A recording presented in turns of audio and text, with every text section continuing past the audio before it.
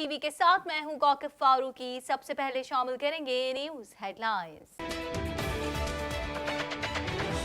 पाकिस्तान की तारीख के सबसे बड़े अंडर ग्रेजुएट स्कॉलरशिप प्रोग्राम का आगाज। वजीर आजम का कहना है कि सालाना 50,000 की शरह से 4 बरस में 2 लाख तलबा को वज़ाइफ दिए जाएंगे। मौलाना ने डी चौक और वजीर आजम हाउस ना जाने का ऐलान कर दिया। मार्च के शुरा से खिताब करते हुए कहा कि हम कोई गैर आईनी काम नहीं करेंगे। वजीर आजम हाउस की तरफ बढ़ने का फैसला कर ले, किसी का बाप भी नहीं रोक सकता, लेकिन हम पुरअमन हैं, हमने नहीं करना इस तरीके से। मुज़ाकरात की ख्वाहिश को कमजोरी ना समझा जाए। फिरदौस आशिकाबान कहती हैं मौलाना से अपील है कि मार्च को महफिल मिलाद में तब्दील कर दें। और ये भी पहली दफा हुआ पाकिस्तान की तारीख में कि हुकूमत उन मार्च करने वालों के पास मार्च करने से पहले जाके पूछ रही है कि आप किस लिए आना चाहते हैं। मुस्लिम लीग की नायब सदर मरियम नवाज की दरख्वास्त से जमानत मंजूर। लाहौर हाई कोर्ट के जस्टिस बाकिर नजफी की सरबराही में 2 रुकनी बेंच ने केस का फैसला सुनाया। सिलेक्टेड हुकूमत पर हर महाज पर फेल हो रही है। बिलावल भुट्टो ने कहा है कि कोर कमेटी ने कहा तो पीपल्स पार्टी भी धरने में हिस्सा लेगी। हम किसी सियासतदान के अल्फाज को आउट ऑफ कॉन्टेक्स्ट भी ना लिया जाए। मौलाना फजल रहमान ने नहीं कहा कि वो खुद जाके वजीर आजम साहब को वजीर आजम हाउस से निकाल के घसीटेगा। इस्लामाबाद में मौलाना का आज़ादी मार्च के बाद धरना जारी। सिक्योरिटी इंतजामात को यकीनी बनाने के लिए पुलिस और रेंजर्स की जानिब से फ्लैग मार्च किया गया। ऑन्टेरियो में क्लासरूम्स में मोबाइल के इस्तेमाल पर पाबंदी। वजीर तालीम का कहना है कि हमारी पहली तरजीह है तलबा अपने तालीमी मामलात पर तवज्जो दें। क्यूबेक में शदीद तूफान, 4 लाख से ज्यादा अफराद मुतासिर। मुकम्मल तौर पर बिजली बहाल करने में मजीद कुछ रोज लगेंगे। हैमिल्टन पुलिस को 35 साला शख्स की तलाश। मुलजिम को दोहरे कत्ल के इल्जामात का सामना है। टोरंटो शहर में गन वायलेंस के बढ़ते वाकयात। पुलिस की जानिब से रोकथाम के लिए कोशिशें की जा रही हैं। अमेरिका की आलमी शहरत याफ्ता फास्ट फूड कंपनी मैकडॉनल्ड्स ने कंपनी मुलाजिम से ताल्लुकात पर सीईओ को बरतरफ कर दिया। अमेरिकी सदर का कहना है कि डेमोक्रेट्स पूरी तरह पागल हो चुके हैं। मेरा मुआखजा मुल्क की मैशियत ले डूबेगा। जापान के वजीर आजम शिंजो आबे के जहाज में दौरान परवाज आग लग गई। 10 मिनट में आग पर काबू पा लिया गया। हेडलाइंस आपने जानी। खबरों की तफसील शामिल करेंगे इस ब्रेक के बाद।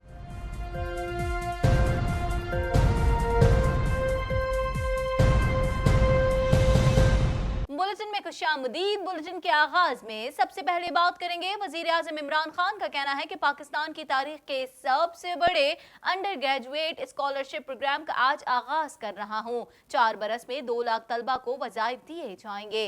मजीद अहवाल इस रिपोर्ट में।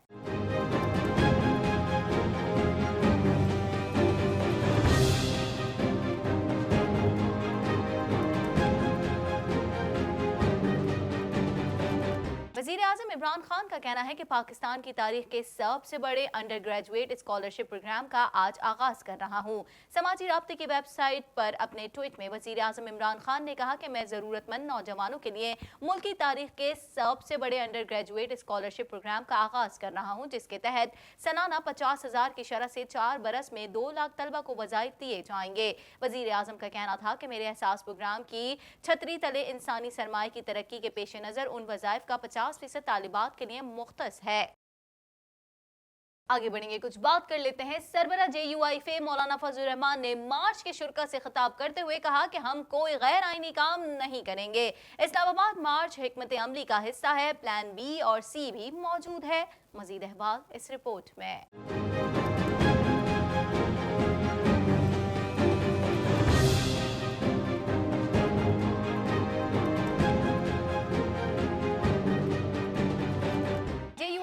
सरबराह मौलाना फजलुर रहमान ने डी चौक और वजीर आजम हाउस न जाने का ऐलान कर दिया। तफसीलात के मुताबिक सरबराह JUI फेम मौलाना फजलुर रहमान ने मार्च के शुरा से खिताब करते हुए कहा कि हम कोई गैर आईनी काम नहीं करेंगे।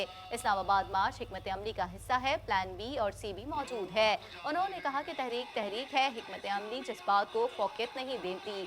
कोई साजिशी ये ना सोचे कि हम जज्बात में आकर गलत कदम उठाएंगे। जुम्मावार दिन की सियासत करने वाले हमें क्या सियासत सिखाएंगे। हुक्मरान सुन ले, ये तहरीक तूफान की तरह आगे बढ़ता जाएगा। तुम हमारे खुलूस से नहीं लड़ सकते।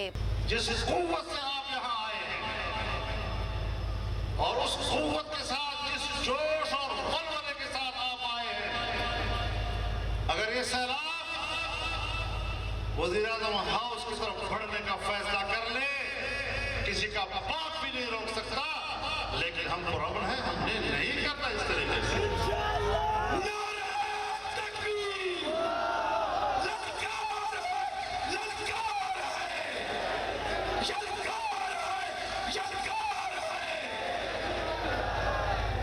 इसलिए सोच समझकर और होश संभाल कर बात किया करो। तुम हमें बगावत की बातें करते हो, हम इन हुदूद से आगे निकल चुके हैं। हम ये मैदान अब सर कर चुके हैं। अब हमने अपने जान अपने हथेलियों पर रखा हुआ है। कुछ बात कर लेते हैं। चेयरमैन पीपल्स पार्टी का सहाफियों से गुफ्तगू करते हुए कहना था कि सिलेक्टेड हुकूमत महाज पर फेल हो रही है। अवाम कह रहे हैं नाकाम हुकूमत का बोझ हम क्यों उठाएं, और फजलुर रहमान ने नहीं कहा कि वो खुद वजीर आजम हाउस जाकर उन्हें घसीटेंगे, बल्कि मौलाना ने कहा लोगों के ये जज्बात हैं। मजीद अहवाल इस रिपोर्ट में।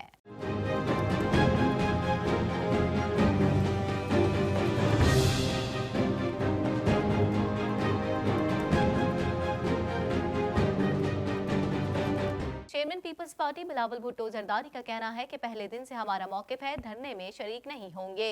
बावलपुर में मीडिया से बात करते हुए बिलावल भुट्टो जरदारी का कहना था कि सिलेक्टेड हुकूमत हर महाज पर फेल हो रही है।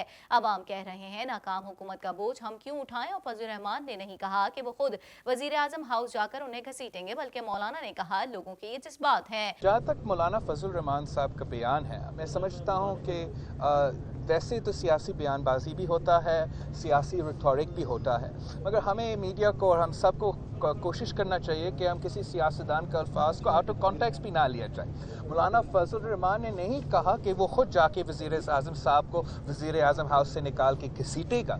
उसने मौलाना फजलुर रहमान साहब ने कहा कि जो क्राउड, जो लाखों लोग इस्लामाबाद में मौजूद है, उनका जज्बा ऐसा है कि वो जाके हमारा नालायक सिलेक्टेड वज़ीर आज़म को, अगर वो खुद इस्तीफा नहीं देता, वो खुद जाके उसको निकाल के अरेस्ट करेगा। बिलावल भुट्टो जरदारी ने कहा पहले दिन से हमारा मौक़िफ़ है कि धरने में शरीक नहीं होंगे, अलबत्ता कोर कमेटी ने कहा तो पीपल्स पार्टी भी धरने में हिस्सा लेगी। अगर आप जनरल इलेक्शंस और बाई इलेक्शंस में धांधली करते रहेंगे तो फिर जमहूरी कुव्वतें भी मजबूर हो सकते हैं गैर जमहूरी कदम उठाने में। लेकिन अब तक पाकिस्तान पीपल्स पार्टी किसी धरना में हिस्सा नहीं ले रही है। डिमांड्स हमारा एक है, पाकिस्तान पीपल्स पार्टी की कोर कमेटी बैठेगी। अगर पाकिस्तान पीपल्स पार्टी की कोर कमेटी या सेंट्रल एग्जीक्यूटिव कमेटी यह फैसला करती है कि हम अपना पॉलिसी रिव्यू करें, हम अपना पॉलिसी चेंज करें और जलसा से भर के हम धरना में शरीक हो। नैब ने मरियम नवाज को 8 अगस्त को अपने वालिद नवाज शरीफ से मुलाकात के दौरान कोट लखपत जेल से गिरफ्तार किया था। Chaudhry sugar mills money laundering case में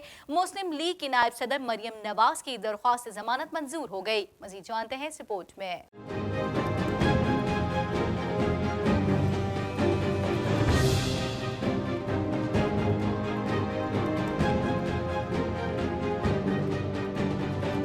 Chaudhry sugar mill money laundering case में मुस्लिम लीग की नायब सदर मरियम नवाज की दरख्वास्त जमानत मंजूर हो गई। लाहौर हाई कोर्ट के जस्टिस बाकर नजवी की सरबराही में 2 रुकनी बेंच ने केस का फैसला सुनाया।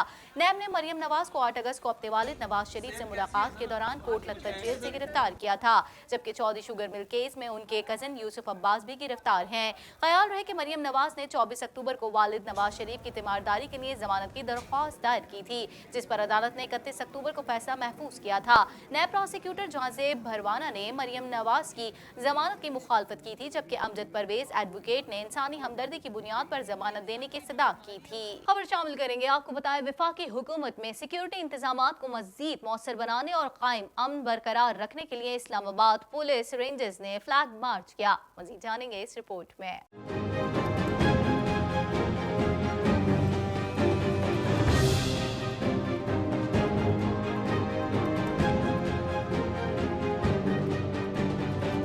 वफाकी दारुल हुकूमत में सिक्योरिटी इंतजामात को मजीद मौसर बनाने और क़याम अमन बरकरार रखने के लिए इस्लामाबाद पुलिस रेंजर्स ने फ्लैग मार्च किया।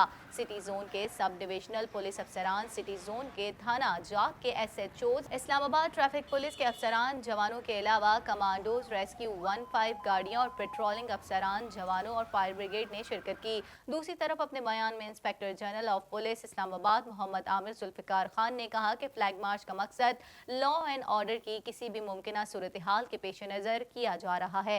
इस्लामाबाद पुलिस हर किस्म की हंगामी सूरत हाल से निमटने के लिए तैयार है। मुख्तलिफ मकामात पर पुलिस की भारी नफरी तैनात कर दी गई है। पुलिस हाई अलर्ट है और अफसरान और जवानों का मोराल बुलंद है। उन्होंने कहा कि इस्लामाबाद शहरियों की जान और माल के तहफ़्फ़ुज़ के लिए तमाम तर ज़रूरी इक़दाम उठाए जा रहे हैं।